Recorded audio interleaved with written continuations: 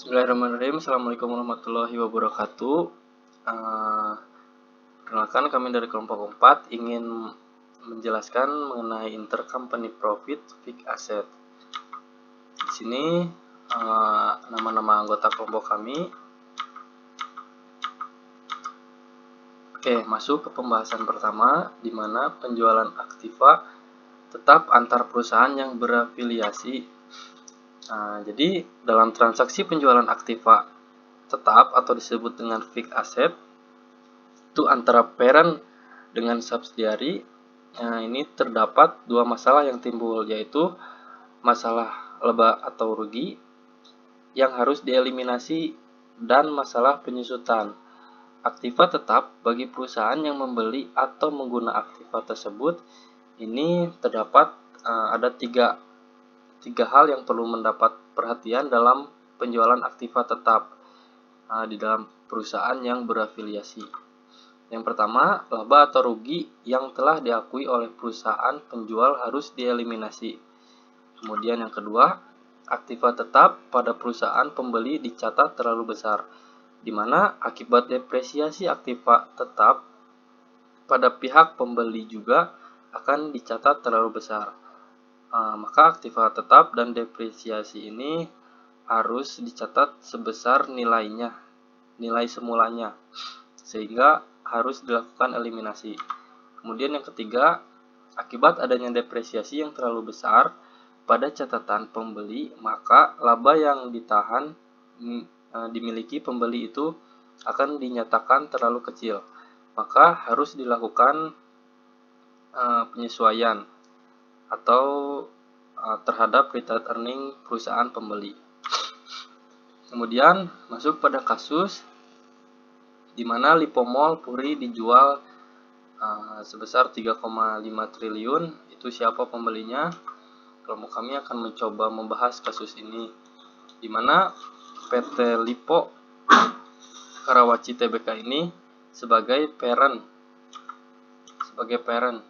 Kemudian dia itu menjual kepemilikannya atas Lipomol Puri atau disebut dengan fixed asset yang dikelola oleh PT Mandiri Cipta Gemilang di sini sebagai subsidiari. Nah, lalu di sini kepada pembelinya yaitu PT Puri Bintang Terang. Maka di sini disebut sebagai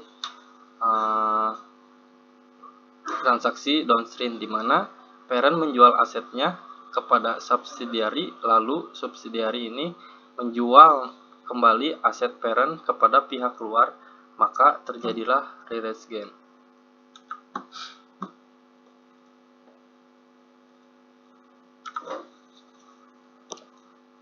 Nah, lalu kemudian penjualan yang dilakukan PT Lipo Karawaci Tbk ini dilakukan melalui perusahaan REIT, Real Estate Investment Trust, atau bisa disebut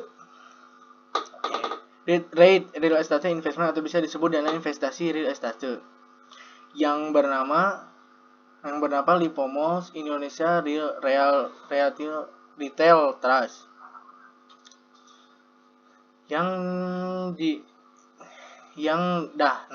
di mana REIT ini yang berbadan hukum Singapura.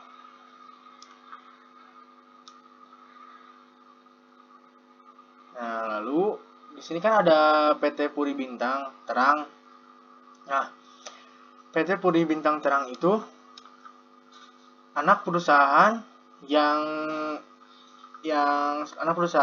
seluruh sahamnya dimiliki secara tidak langsung oleh Lipomol Indonesia Retail Trust yang didirikan berdasarkan dan tunduk kepada hukum di negara Indonesia. Nah, ini berdasarkan informasi di Bursa Efek Indonesia. Lalu ada anak subsidiary MGC atau PT Mandiri Cipta Gemilang,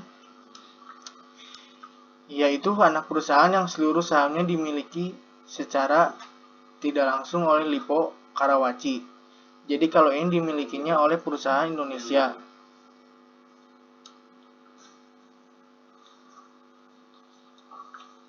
Lalu ada penjualan yang dilakukan oleh PT Lipo Karawaci.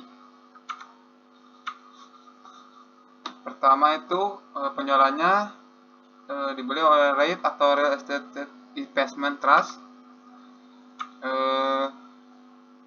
menggunakan penjualan strategi recycle asset.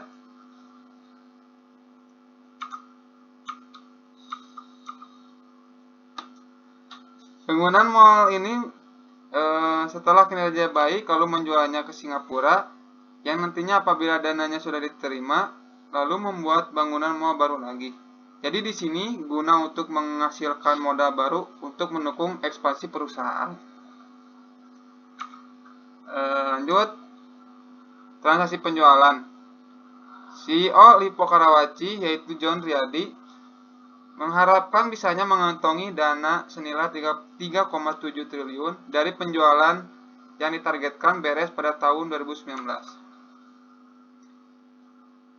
Setelah PBT memenuhi syarat pendahuluan yang disepakati, namun berdasarkan info dan Bursa Efek Indonesia, para pihak sepakat menyelesaikan transaksi paling lambat 31 Maret 2021. Akan tetapi, pihak Lipo Karawaci dan pihak PBT hanya menyanggupi 3,5 triliun.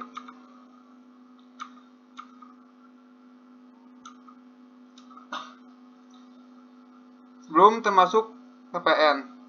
Harga jual beli wajib dibayarkan oleh PBT ke MCG dengan cara transfer ke rekening yang ditunjuk MCG pada tanggal penandatanganan akta jual beli di hadapan pejabat PPAT oleh MCG dan PBT atas jual beli properti tersebut.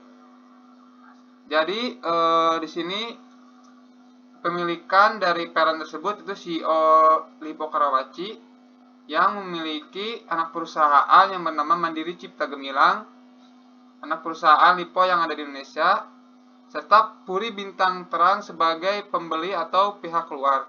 Di sini CEO memiliki saham di Mandiri Cipta Gemilang, dan di Mandiri Cipta Gemilang melakukan penjualan terhadap pihak luar kepada Puri Bintang Terang yang menghasilkan realized gain.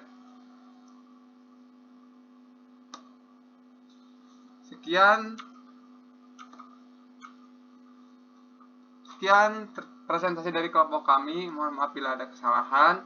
Wabillahi taufiq wal hidayah. Assalamualaikum warahmatullahi wabarakatuh.